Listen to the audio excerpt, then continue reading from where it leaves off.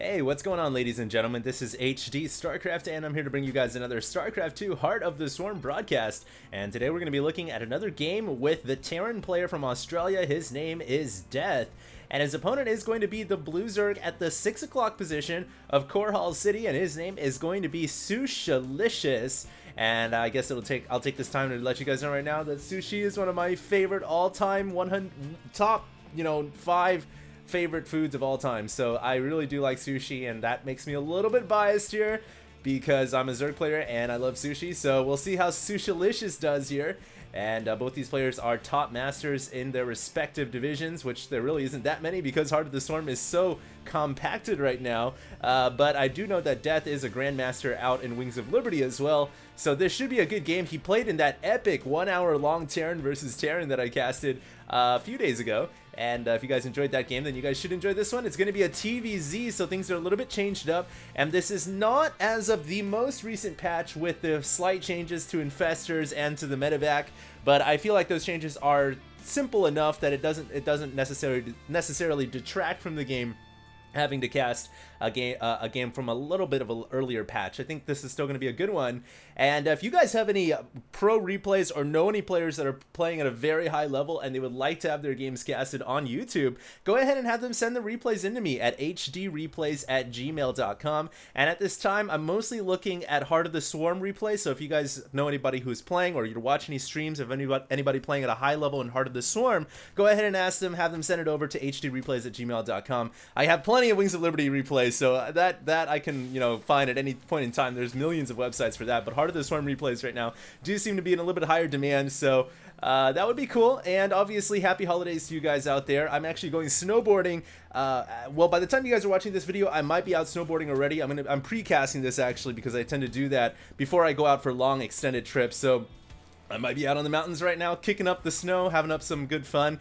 But regardless, I do want to wish you guys a happy holidays. And let's go ahead and get right into this game and see how this is going to go down. Remember, this is going to be a TVZ, and there are a few changes here to this matchup.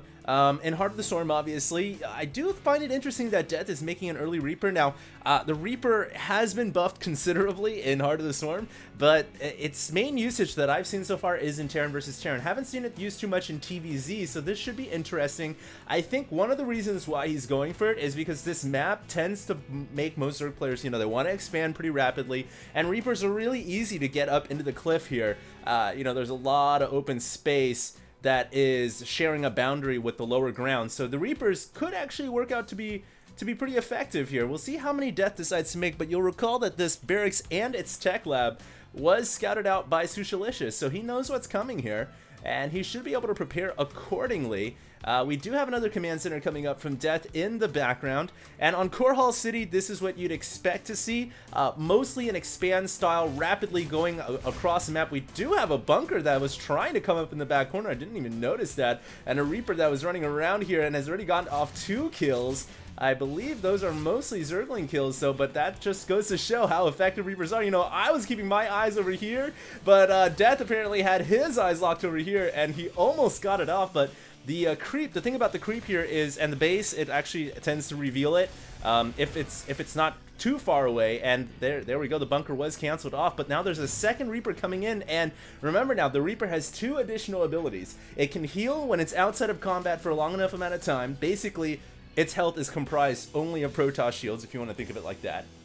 And if you go up next to a cliff, you can see right up the cliff. You don't require a unit to give you vision, so essentially they're a flying unit now. There really isn't anything holding them back from being able to fly, except I guess across certain chasms that are considered like too big or too long or too high. So we'll see what happens here, but Death has 3 Reapers now, and usually when you get up to a number of 3, that's going to force a Zerg player to go ahead and get a Roach Warren. The Roaches provide you the stability you need to deal with a lot of Reapers. Queens are okay, but typically they're not that good if the Reaper numbers get too high. Queens just cannot deal with that much firepower unless they've got a lot of energy for transfuse. Even then, the problem is that the Queens, well, actually they do have a little bit more range on the in the air, but they don't have as much range on the ground. Only 5 range. The Reapers have actually the same amount of range, but the Reaper's speed allows him to dart in and out and allows him to pick off queens one by one. So it's hard to kind of pull off, and you do need to get some roaches out. And we'd have 7 roaches on the way here. So that is actually a lot more roaches than I thought we were going to see. It could be a 2-base attack here, but he's going to have to worry about defending first. That is Sushilicious. And right now trying to get those drones out of the way, but he's trying to also run them around the mineral fields to try to keep them alive, but he's lost 9 workers already. And finally gets rid of the Reapers that were harassing his drones. And now you've got to wonder, is he just going to try to go all in on 2 bases? No, he's making 7 more drones, and that to me says, okay, he wants to replenish what he lost, but he's not going to commit to an all-out attack. You know, most Zergs in this situation would probably say, ah, crap, you killed off all my drones already. I'm just going to try to go all in and win the game. You know, put all my money on the table and see what happens. Death does have a... Oh, the Widow Mine is not burrowed in time. That Widow Mine could have been crucial if Death had planted it down right here, or even at the ramp. You know, maybe half of these Zerglings or more would have been the casualty from one Widow Mine attack, but it didn't turn out that way. And right now it does look like Sushilicious is going to try to take good control outside of the Terran player's base, but Siege Mode is about to finish. Now, if Sushilicious can take out the Tech Lab before Siege Tank finish, this is absolutely vital. This is huge. And the Tech Lab cancels the upgrades to the Siege. No, the Siege Tanks get the upgrade in time. I thought that the Tech Lab had been canceled. So that was really, really close right there, and Death is able to get Siege Mode out just in time. And really, that was literally seconds. StarCraft 2 is a game of seconds, milliseconds. Every inch counts, every second counts in this game. And really, if Sushilicious had gotten up that ramp with those roaches and Zerglings just a nanosecond, just a click faster, and gotten one more volley off with his roaches, he could have forced the cancel on the siege tank upgrade, the siege mode upgrade, or even killed off the Tech Lab. But you guys can see right there how nail-bitingly close that was, and unfortunately for Sushilicious, wasn't able to, you know, force the cancel. Now, the reason why you want to force the cancel there is if you do, you can actually just camp out here for as long as you want. You can even try to punch a hole through the supply depots, but since siege mode has been finished, the roaches cannot hope to really apply any pressure at all. They have to back out, and so really the entire landscape of this game could have been changed given the results that just occurred. But this is what we have, and it looks like Death here is going to try to move around with a couple of Hellions. Blue Flame is on the way, and these Hellions are probably not going to be able to get much accomplished. There's a lot of Zerglings and Roaches here. Good creep spread as well from Sushilicious. That is one thing that he's doing a fine job of. Getting the third hatchery down right now, but his creep spread is quite good. It's 11 minutes in, and this is a big map, and he's already taken his entire corner of Core Hall City, and really, you know, he's got a queen at every position. He's got good creep tumors, and he's just spreading at will. So this is a very good job so far from him. And usually when you see Zerg players who have good creep spread, it tends to mean that they are a pretty damn good Zerg player, because creep spread is really that third resource you do have to manage. And we'll see what happens with that. But Death right now is going for the third command center. We do have... Did I just see a Hydralisk Den back there? Yes, I did. So Sushilicious, I saw it on the production tab. Well, he's going Roach, Hydra, Infestor, Swarm... not Infestor, excuse me, Swarm Host. So Roach, Hydra, Swarm Host might be the composition here from Sushilicious. And we've already seen that strategy used actually a couple of times already in the last cast I did. And even Roach, Hydra, Viper... or just Hydra Viper tends to work pretty well against Terran as well. It's such an interesting game, and I think Katz is the one who really kind of pioneered that build order, Hydra Vipers. Really, it's such an interesting game now in Heart of the Storm with all these new units, all these new abilities. Things are very much in a state of flux, and you really don't know what compositions are best or which ones don't work all that well. But for now, it does seem like Death is going to stick with primarily mech as far as the Terran goes, and he is going for, of course, +1/+1. Now remember, that shares with ground and air, and he's also adding in a Raven to boot which is good because it's going to allow him to pick off these creep tumors without burning Comsat energy. A couple of Hellions here are going to try to run around the side, but they are immediately cornered in by a large number of Zerglings and Roaches. One thing that I feel like Sushilicious has done a good job of, as he hasn't revealed his composition yet, but of course as Terran, all you need to do is drop a Comsat, and it looks like he's already done a good job of seeing what buildings are coming. And from this you can say, alright, looks like it's going to be Roach, Hydras, and Infestors, or Roach, Hydra, Swarm Host.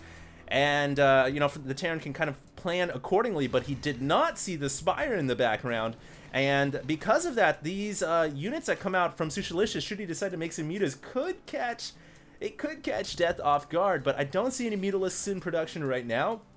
All I see is Vipers, so maybe Sushilicious is just adding in all these tech units, all these buildings, in order to have the possibility of switching up whenever he feels like he needs to. That's one of the that's one of the boons of being Zerg. You know, if you feel like you need to switch into mass mutas at any time, you can try to ambush a Terran player. If you want to switch up to mass Infestors, bank willing, gas willing, then you can. And Terrans kind of do that now as well too, since they do have the land, sea, and air armories now available. Really just one row of upgrades, no longer 2 rows. So a couple of sensor towers here placed in. I feel like their positions are a little bit too close, so not as efficient as you'd like, but at least he gets a good coverage to the left of his base and to the front of his base. Would probably like to see a sensor tower over here as well. And there we go, one coming up from Deth. So he's going to have very good sensor towers placement now, with coverage all over the place. He's got, look at the positioning on these units as well. Widowmines in the front, tanks behind it, Hellbats incorporated in as well. This is an extremely impregnable fortress here. This is, not going to be easy for Sushilicious to try to break through. So I will see what happens, but one thing to note is the Widowmines, they do 160 damage because this is pre-patch. The latest one, I think it's called patch 11, if I'm not mistaken. So they do 160 instead of 125, making them a little bit more potent. Sushilicious here is moving out with Roach, Hydra, Viper, and he's about to get +3/+3. We even have the the Drilling Claws upgrade from the Widowmines coming. Oh, that Raven got yanked and completely dominated by those Hydras. Absolutely. Very good job by the Zerg player, but we do have the Drilling Claws upgrade coming right here from the Tech Lab, and that allows the Widowmines to burrow very fast. They usually take 3 seconds with the Drilling Claws upgrade. They only take 1 second, so that means I think that Deth is going to plan to push out and be aggressive with these mines. You cannot really push against, oh, look at the creeper. The creep spread is beautiful. It's very hard to push out with these Widowmines against a Zerg who has good creep spread when the Widowmines take 3 seconds to burrow. But now that they only take 1 second, that can be something that that Deth tries to do. He also has the medevac going around the left-hand side here. Could use the emergency thrusters here when it really isn't an emergency, I know. But he could use the emergency thrusters to get in position to drop a little bit quicker. He also has a medevac going around the right-hand side as well with 4 more Hellions. These are all Blue Flame upgraded. But there are 3 spine crawlers here, and that will probably be not a good place to drop. Meanwhile, it does look like the Terran is pushing Deth. There he goes. Widowmine detonates on the Queen, and the Siege Tank finishes it off. Meanwhile, the medevac is actually over here on the right-hand side. There is no Infestors here, but there are Vipers allowing the medevac to be yanked in. And I guess Vipers are really just as deadly as the Infestors are. The medevac was like, I can get away, no problem. But nope, you get yanked in. And here we go, Deth is going to be able to get a drop down. Oh, great Hellion placement, dropping behind these drones, and not a quick enough reaction from Sushilicious, who ends up losing about 18 total, maybe about 6 right there at this hatchery. And meanwhile, Deth is pushing into the middle of the map due to the quicker loading up of the Widowmines, the burrowing of the Widowmines, and the siege tanks. He is definitely making his presence known. Finally, the Hellions are cleaned up in the background, but the damage has been done, and Deth is starting to take over the highways here. And meanwhile, on the backhand side, whoa, a lot of Zerglings running around, and just absolutely a Zergling graveyard getting obliterated by Widowmines and tanks. AoE firepower for the win. Mines now detonating on the Vipers, which is not good, and the Vikings going to start attacking here. Will the Roaches and Hydras be enough? I feel like the siege tank placement and the spreading from Deth is just too much for these Roaches and Hydras to try to run in and attack through. But you look at that bank for the Zerg player for Sushilicious, he's got almost double the minerals, you know, about the same amount of gas, and really at any point he can make the units that he needs to. He's got more than enough larvae, I believe. He's got 46 larvae. So I think right now he's trying to figure out what units do I need in order to win this game. And I think he's going to try to go for Brood Lords. He's got +1/+1 air. He's got another Spire on the way. It's got to be for Brood Lords, because how else is he going to punch a hole through all these siege tanks? I think maybe Swarm Host wouldn't be a bad idea at all, but for now it doesn't look like that's what he's going for. Just gonna go for Brood Lords, so we'll see how effective that will be. And there we go, that's a lot of Brood Lords being morphed out right now. In fact, that is 10, and he's also adding an Infestor, so he is transitioning back into the popular Wings of Liberty style, which is Brood Lord Infestors. And he's already got Vipers on the field, so this is gonna be a mix of of Heart of the Swarm units, a couple of Roaches and Hydras for flavor, and the standard Brood Lord Infestor composition. And we'll see how that's gonna work out against nv.Deth's army, which is just mainly siege tanks. And just seeing this many tanks, it does make me feel a little bit worried for Deth. That's Brood Lords absolutely dominate that kind of an army, so we'll see how this is going to go. Not to mention there's a lot of Vipers here for Blinding Cloud or Abduct. I love the Widowmine placement though. You guys will note on the minimap in the middle there's a lot of blue dots, those are indicating and denoting the creep tumors, but also on the creep there's a lot of red dots, and those are the Widowmines just ready to detonate at any point in time. A very smart play from Deth, because it gives him vision just like a creep tumor does, and it also gives him that explosive firepower. A lot of more orbital commands in the back as well. I'm just looking at their income right now. This is absolutely crazy. Look at how much money the Terran is making. He's got so many orbital commands. He can just drop down mules at any point in time, and his army is just massive with the bank and the gas he's got as well. This is going to be a hard game for Sushilicious to win, but he does have the Death Ball composition, Brood Lord and Infestors. And I'm trying to get a count of his Infestors right now, only 2. So, making these Roaches and Hydras definitely kind of detracting from his ability to make more of the core Tier 3 units. Might want to consider throwing away some of those Roaches and Infestors, maybe going for a little bit of a side attack.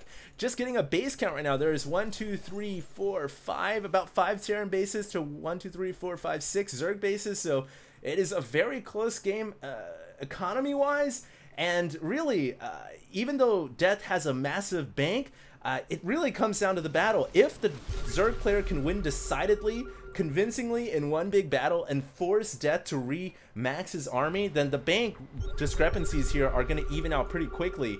But I do feel like those meals are just paying off huge dividends right now. You can see how much minerals Deth has been able to rack up now. 10,000, 11,000 minerals. Are you kidding me? That is an astronomical amount. And at some point, man, that bank's got to be eaten up. And the great Blinding Cloud usage that the tanks cannot fire unless they are in melee range. And the Corruptors are going to give chase to the primitive Air Force here from Deth, and the main capital ship there, the Raven, gets yanked in, immediately taken out by the Hydras. And a couple of tanks are going to go down as well. All the tanks now backing home and are going to go into siege mode. Very nice play there from Sushilicious, who's now going to deposit some changelings in there, and to see what the positioning of the tanks are. Immediately those changelings go down, but that is going to allow Sushilicious the intel he needs to make a strategic decision here. He doesn't even really need to attack this location. He could try to go to the right hand side. Gotta be careful that those overseers, if they all go down, then he doesn't have the ability to see the Widowmines, and that can be very deadly when his air units like to clump up. A couple Widowmine blasts here. They do AoE against air as well, and that could be the end really for Sushilicious. So he has to play this, very intelligently. Look at the upgrades across the board for the players here, especially the Zerg. He's basically got everything. The funny thing is he's got Evolve Enduring Locust, but I don't think he's made a single Swarm Host this game. So we'll see if they decide to come out at any point, maybe a bit of a cameo appearance. But Sushilicious here right now is operating primarily off of air tech, and Deth here got to try to figure out what he needs to combat mostly Zerg air. Is he going to try to go for max Ravens? I've seen Widowmines work out pretty well, maybe even a lot of Thors, or he could just try to stick to a lot of Vikings, because there really isn't that many Infestors here.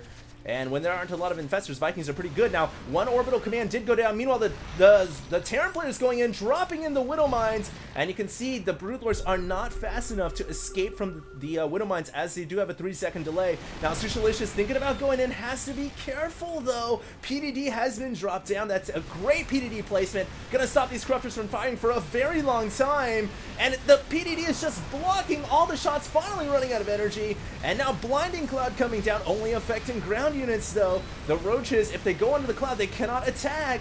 And you can see those Roaches and Hydras losing the ability to attack right there, but now coming out on the other side. And it looks like Sushilicious does have enough. I think that just came down to the fact that Death just has too many tanks, not enough air units, and really the raw number of Corruptors and Broodlords able to overpower the spellcasting Ravens and the very small amount of Vikings. And now it looks like Sushilicious has got to make another strategic decision. Is it time to attack or is it time to pull back?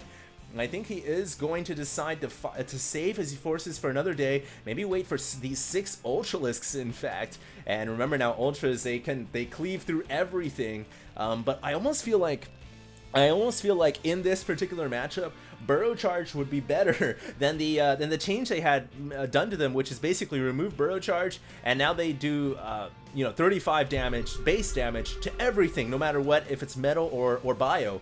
I do feel like in this situation, since they had already done 35 damage to metal regardless, maybe Burrow Charge would have been better suited. But regardless, you can't look back at that and say, oh, it's too late now. And we'll see though how these Ultras work out, and if Sushilicious is going to be able to punch a hole through this Terran grid.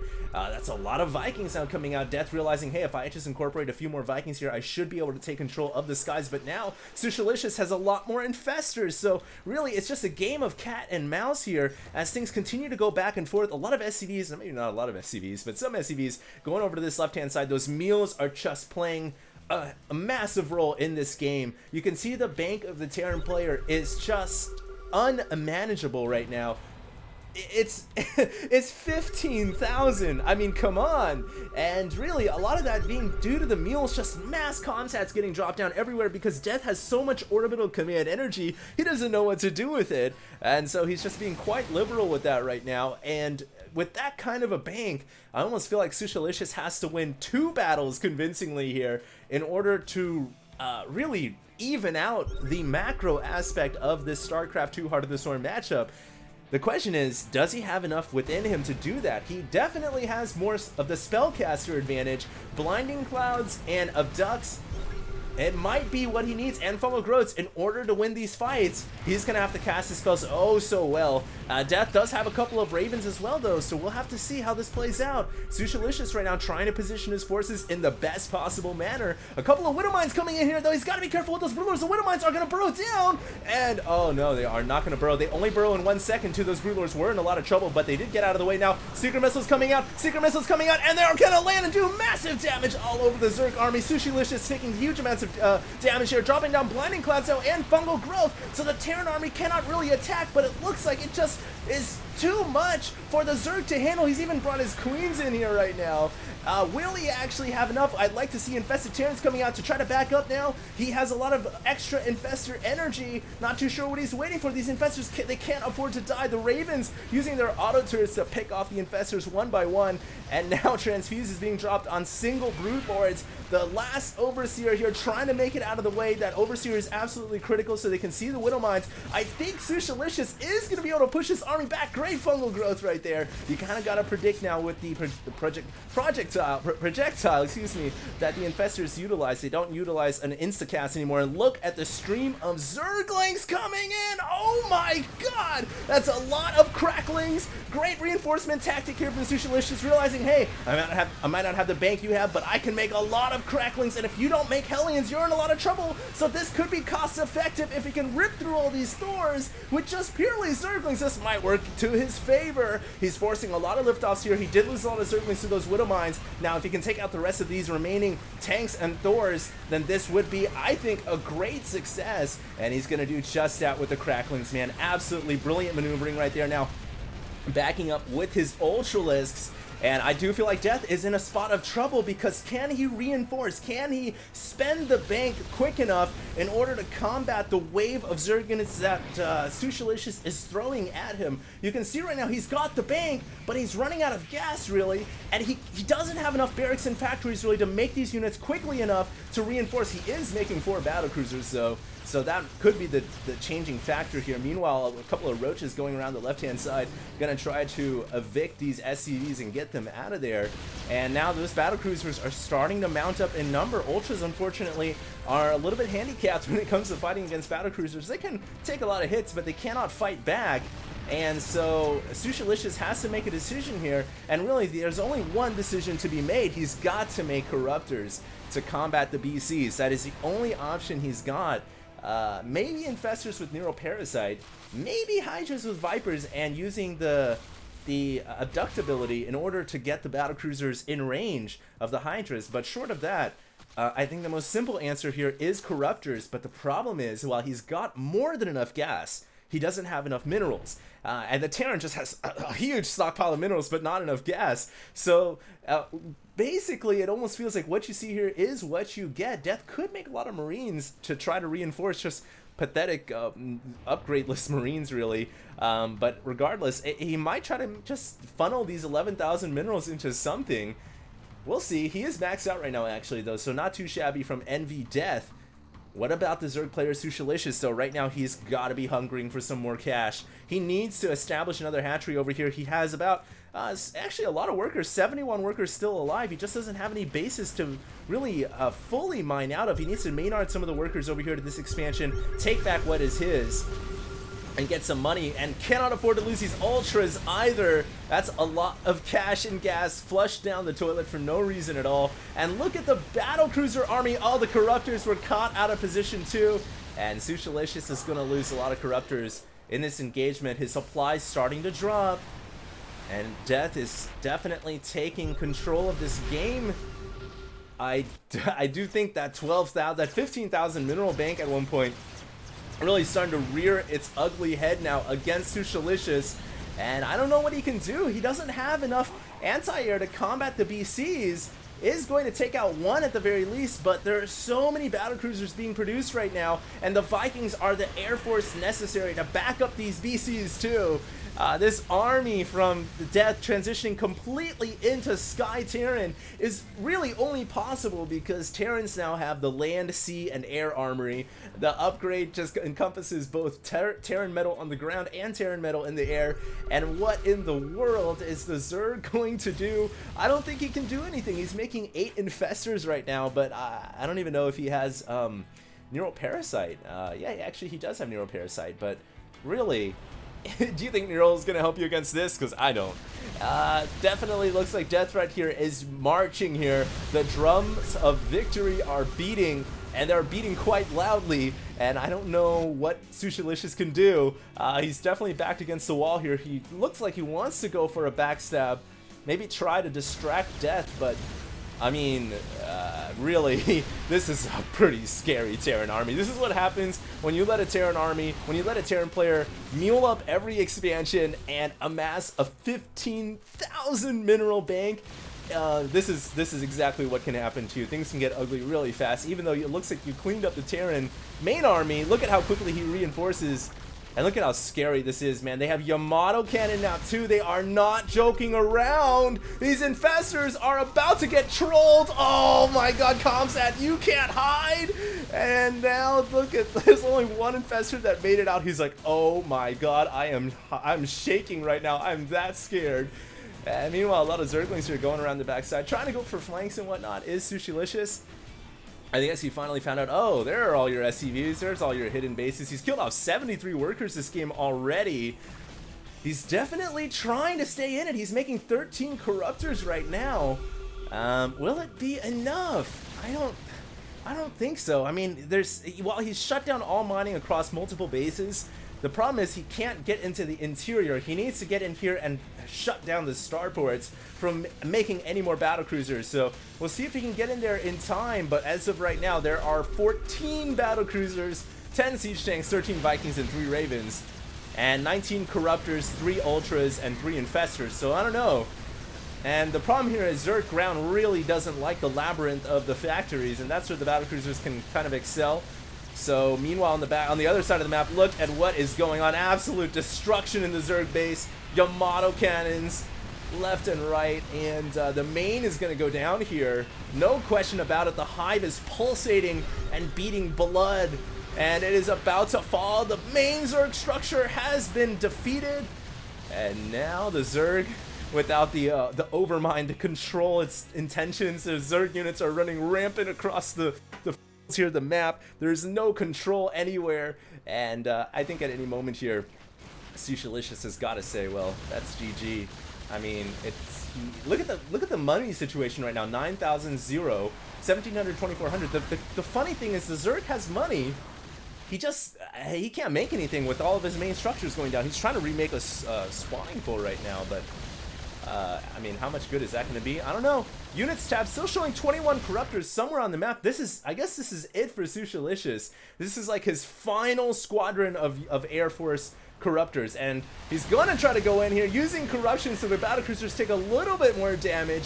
He is... Oh, Yamato's coming out though, and instantly killing off 4 or 5 corruptors right there. But it looks like Sushilicious is actually going to win the fight up here. Yeah, he is going to win the fight. That was smart. Land the Vikings. They can't get hit by corruptors. And now what is Sushilicious going to do? He doesn't have actually a way to hit these buildings because he's made all these corruptors. So I'm not too sure.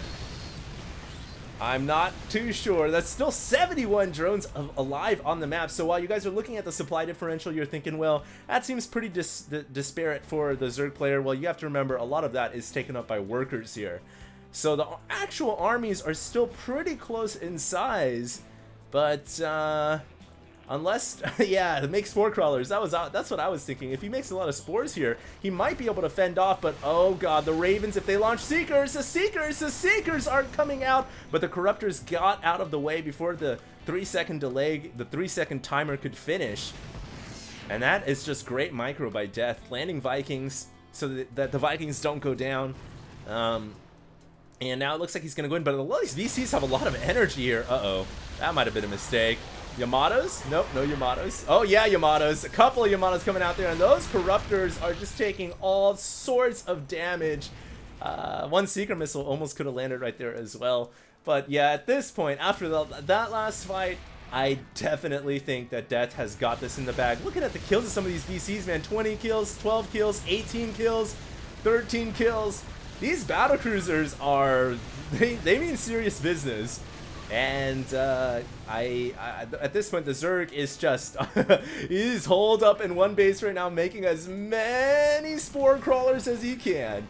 And like I said before, if he could make something, if his spires hadn't been shut down, he might be able to still make a game out of this because he's got a good bank. But I don't know, man. This is going to be the Alamo. This is the last stand. Great fungal growth.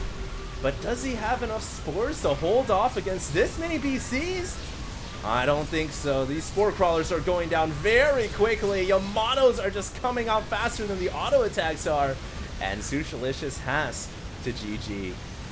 Incredible.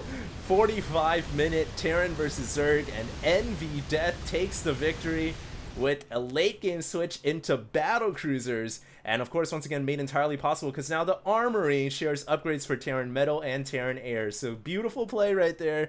And an epic, absolutely epic game of StarCraft 2 Heart of the Swarm. I hope you guys enjoyed this cast. If you did, do check me out on my YouTube, Facebook, and Twitter at HDStarCraft. And do send in any cool replays you guys have for Heart of the Swarm at HDreplays@gmail.com. Don't really have anything to say about that other than it was a 45-minute brawl. I'm going to be going out snowboarding soon, so, I got to get my bags packing. But I hope you guys enjoyed.